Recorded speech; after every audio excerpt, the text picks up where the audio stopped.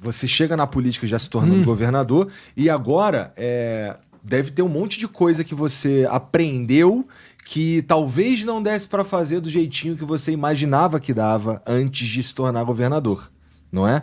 Então, nesse sentido, quais são os principais aprendizados que você teve como governador que te mostram que você está preparado, por exemplo, para concorrer à presidência? Você tinha me perguntado se eu gostava de política. Eu ia falar também. Nunca gostei. Eu proibia a empresa que eu presidia de receber candidato a político. Eu falava, problema político é dos políticos, eu estou aqui dentro. Mas o que me fez mudar de ideia foi a crise de 2015 e 2016, a recessão. Você já estava aqui. Não, a gente tá... 15 e 16. Eu já estava na internet. Estava na internet. Mas foi uma época que teve... muito desemprego, e eu tive de demitir, reduzir o quadro naqueles 2 anos, Igor, mais de 2.500 pessoas. Foram os piores anos da minha vida. E naqueles 2 anos, 2015 e 2016, só o Brasil é que engatou marcha ré.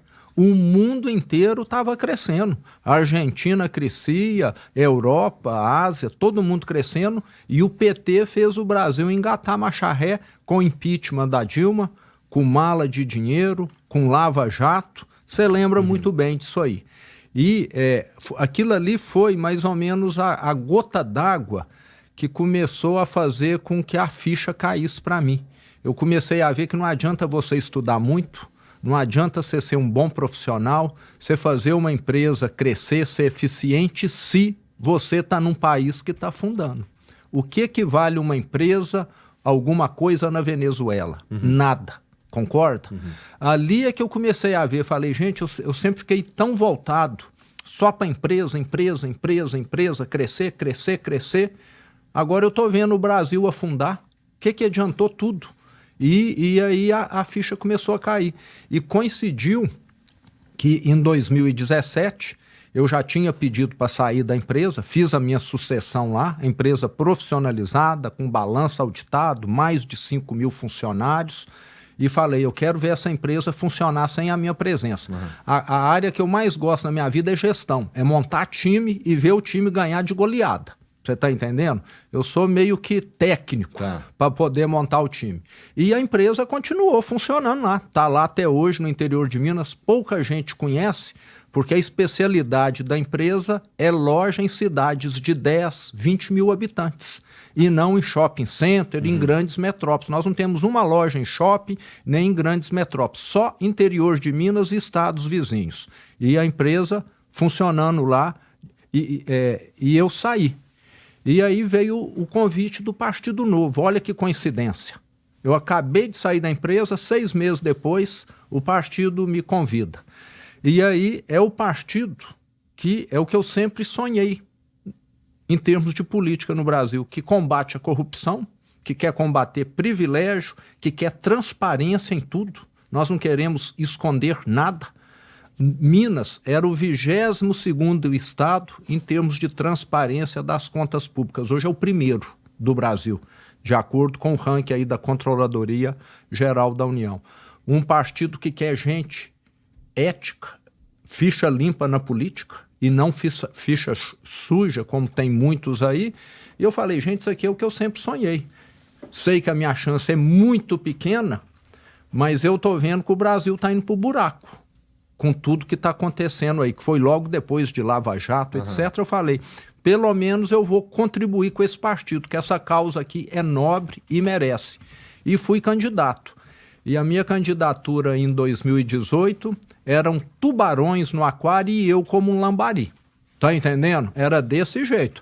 Eu só estava competindo com gente experiente, de partidos grandes, que já tinham disputado diversas eleições. Eu num partido pequeno e desconhecido.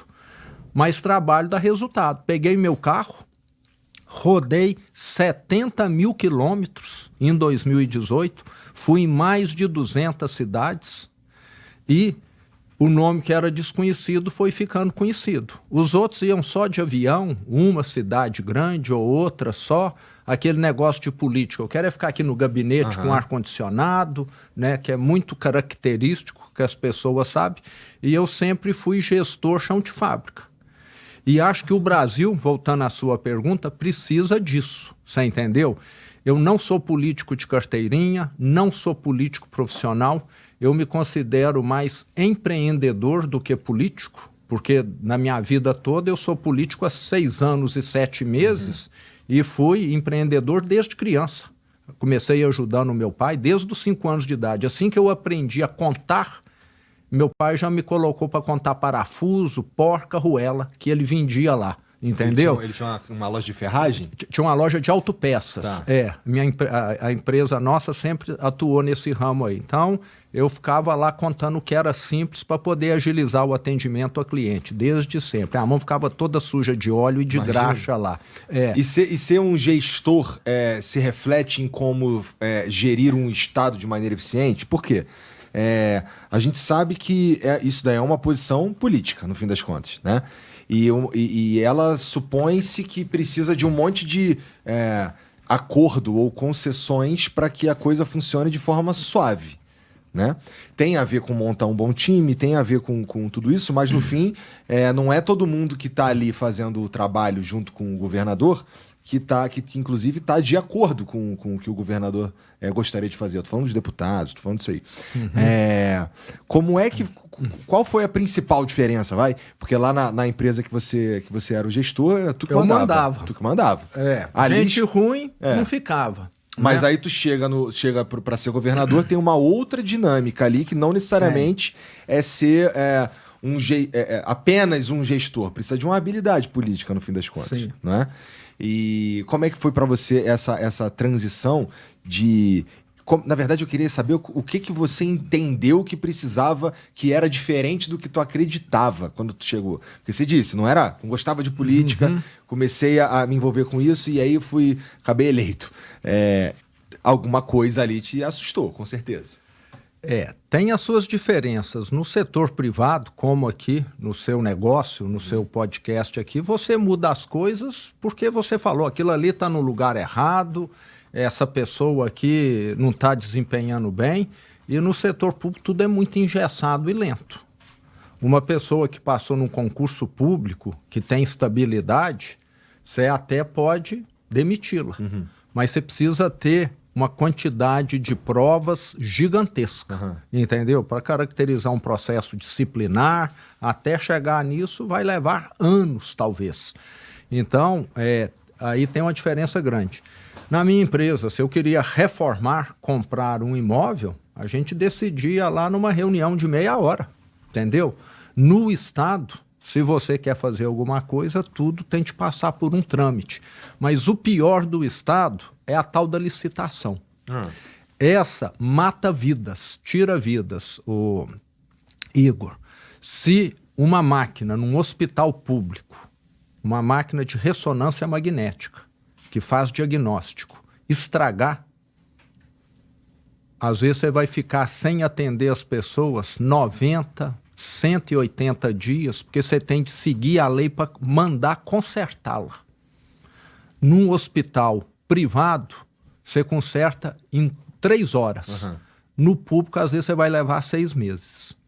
E nas estatais, a mesma coisa. Por isso que um negócio, uma estatal, é ineficiente. Você entende?